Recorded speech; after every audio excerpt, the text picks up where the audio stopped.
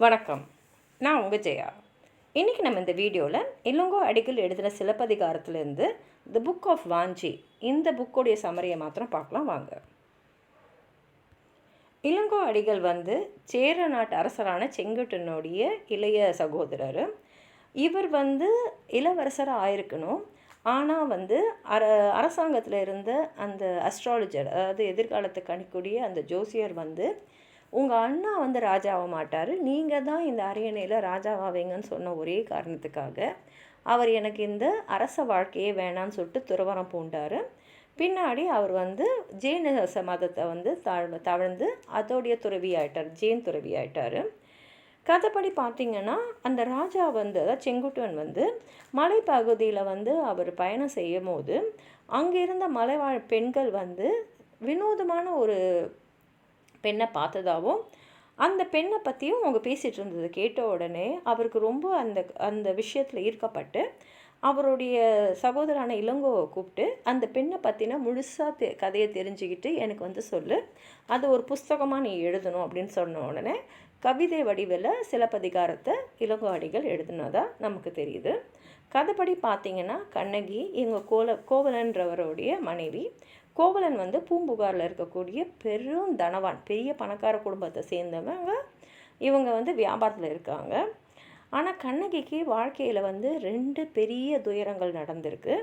முதல் துயரத்தை அவங்க மன்னிச்சிட்டாங்க. ஆனால் 2வது துயரத்துக்கு அவங்க எதிர்த்து போராடி அதில் அவங்களுடைய நியாயத்தை வெளிப்படுத்தினாங்க.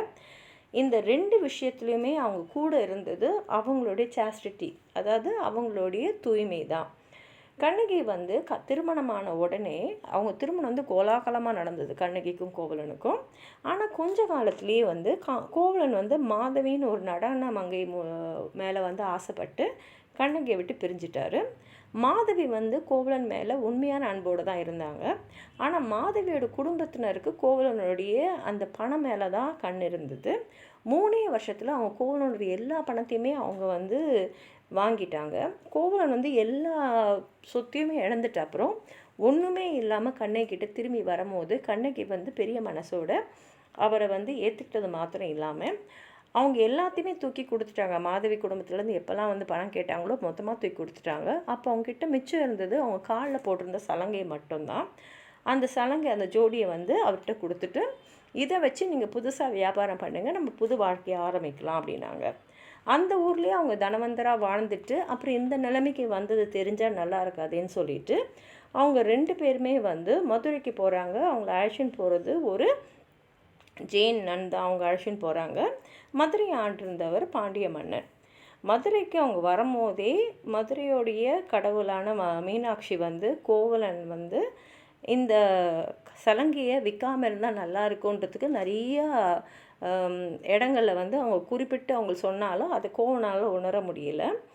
அவர் இன்னொரு ட்ராப்பில் போய் ஏற்கனவே மாதவி கிட்ட போய் தான் அவங்க சொத்தெல்லாம் இழந்தாங்க. இங்கேயும் போய் இன்னொருத்தர்கிட்ட ஏமாந்துட்டார். அந்த ஏமாத்துன ஆள் யாருன்னா அரசாங்கத்தில் இருந்த பொற்கொல்லன் தான். அவன் தான் அந்த நாட்டு ராணியோடைய சலங்கையை திருடிட்டான். ஆனால் அவங்ககிட்டயே கோவலன் இந்த சலங்கையை எடுத்துக்கிட்டு பணம் தர முடியுமா அப்படின்னு கேட்கும்போது அரசர் ராணியோடைய சலங்கை எடுத்தது யார், அவங்களுக்கு கடுமையான தண்டனை தரணும் அப்படின்னு அறிவிச்சதை தெரிஞ்சிருந்த இந்த பொற்கொல்லன் ராணியோடைய சலங்கை எடுத்தது இவன் தான், இதோ திருடு போன சலங்கைன்னு சொல்லிட்டு இதை எடுத்துன்னு போய் அவங்க கொடுத்துட்றாரு. ராஜாவும் அவரோட கோவத்தில் சரியாக விசாரிக்காமலேயே அவன் மரண தண்டனைக்கு அவங்க கோவலனுக்கு விதிச்சிட்டாரு. அந்த மரண தண்டனையும் உடனே நிறைவேற்றப்படுறது. கோவலன் அநியாயமாக உயிரிழந்தான். அவனுடைய நியாயத்தையோ அவனுடைய அப்பாவிதனத்தையோ எடுத்து சொல்கிறதுக்கு கூட அவனுக்கு ஒரு சந்தர்ப்பம் கொடுக்கப்படவில்லை. இது தெரிஞ்ச உடனே கண்ணகிக்கு ரொம்ப கோவம் தன் கணவன் கல்வன் அல்ல அப்படின்னு நிரூபிக்கிறதுக்காக அவள் போய் ராஜாவை போய் பார்க்குறான். அந்த ராஜா சரியாக விசாரிக்காமல் தான் அவர் தண்டனையை கொடுத்துருக்காருன்றதை நிரூபிக்கிறதுக்கு அவளுக்கு ஒரு அருமையான சந்தர்ப்பம் கிடைக்குது.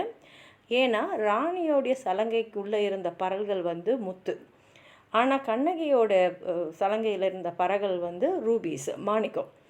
அதை அவள் அவளோட சலங்கையை உடச்சி காட்டுறது மூலமாக இந்த பாருங்கன்னு சொல்லிட்டு கண்ணகிட்ட இருந்த இன்னொரு சலங்கையை உடச்சி காட்டி 2த்துலேயுமே இருக்கிறது மாணிக்கம், உங்கள் மனைவியோட சலங்கையில் இருந்தது முத்து, அப்போ வந்து கோவலன் வந்து விற்க வந்தது என்னோட சலங்கையை தான், நீங்கள் விசாரிக்காமலே அவருக்கு வந்து மரண தண்டனை கொடுத்துட்டீங்க, இப்போ என் கணவனை நான் இழந்துட்டேன் அப்படின்னு சொல்லும் போது நம்ம அநியாயமாக ஒரு விசாரிக்காமல் ஒரு தீர்ப்பை வழங்கிட்டோமே என்ற அவமானத்தில் ராஜா வந்து அவர் உயிரே விட்டுறாரு. அதை கேட்ட ராணி அவமானத்தால் அவங்களும் உயிரை விட்டுறாங்க. ஆனால் கண்ணகிக்கு இது போதவில்லை. அவங்களுக்கு வந்து நியாயம் கிடைக்கணும் அப்படின்ற ஒரு கோவம் மட்டும்தான் அவங்களுக்கு இருந்தது. அந்த கோவத்தில் அவங்க ஒரு மாரபகத்தை எடுத்து அந்த ஊர் மதுரை மேலே போட்டுட்டு, இந்த மதுரையை எரிஞ்சு சாம்பல் ஆகணும், வயதானவங்க, இயலாதவர்கள், குழந்தைகள் இவங்க மட்டும்தான் மன்னிக்கப்படுவார்கள், மற்றவங்க எல்லாமே அழிஞ்சு போகணும் போது அந்த ஊரே பற்றிக்கிட்டு எரிஞ்சுது. அதனால் நிறைய பேர் இறந்தாங்க. மதுரையோடைய பொருளாதாரமே வந்து கஷ்டப்பட்டுச்சு. அப்புறம் மீனாட்சி அவங்க தான் வந்து மதுரையோடைய தெய்வம். அவங்க தான் வந்து அவங்களோட கோவத்தை தணிச்சாங்க. அதுக்கப்புறம் வந்து கண்ணகி வந்து மதுரையிலேருந்து கூடங்குளூருன்ற ஒரு இடத்துக்கு வந்தாங்க. அங்கே இருந்த பகவதி கோயிலில் போய் அவங்க அடைக்கலம் ஆயிட்டாங்க. இந்த கதையை தான் இவர் வந்து விசாரித்து தெரிஞ்சுக்கிட்டு, இப்போ இதில் வாஞ்சி எப்படி வருதுன்னா, அது வந்து சேர நாட்டை சேர்ந்தது.